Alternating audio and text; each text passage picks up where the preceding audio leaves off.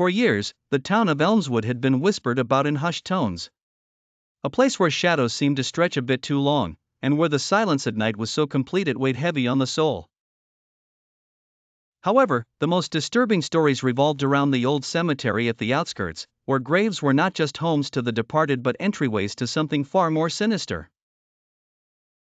Emma, a curious historian with a knack for unearthing the truth, heard these stories and felt an inexplicable pull toward Elmswood.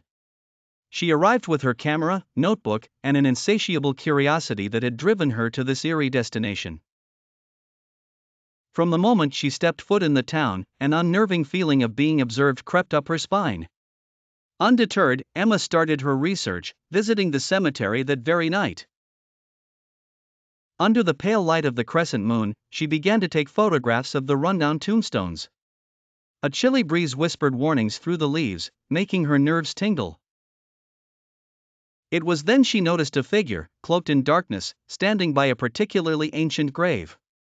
Her heart pounded as she approached, thinking it might be another historian or a caretaker. But as she got closer, the figure dissipated into the air like mist. Emma shook her head, blaming her imagination and the ghost stories she'd read. Determined, she bent down to examine the grave. It was inscribed with symbols that weren't familiar to her, symbols that seemed to writhe in the moonlight.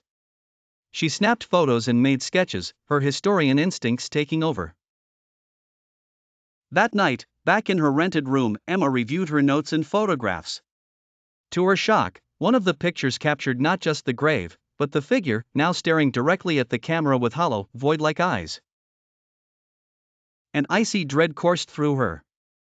She couldn't shake the feeling that those eyes were still on her, even now.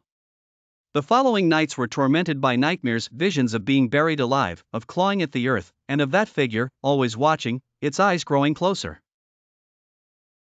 In her panic and obsession, Emma combed through her research, visiting libraries and consulting experts. She found out the grave belonged to a long-forgotten warlock, Edmund Greaves, who was said to have harnessed dark powers to cheat death. The stories said his spirit lingered, bound to his resting place until someone could decipher his cryptic tombstone and release him. Emma was both horrified and intrigued. Her discoveries were too monumental, the historian in her couldn't walk away. She returned to the grave, equipped with newfound knowledge. She chanted the ancient incantations, her voice trembling, drawing the symbols in the air as described in the tomes. Suddenly, the ground began to quake. The grave split open, and from the dark abyss crawled the grotesque, decayed form of Edmund Greaves. His eyes, those void-like eyes, met hers once more, now filled with malevolent recognition. Emma realized too late that she had made a grave mistake. Instead of releasing his soul, she had revived his curse.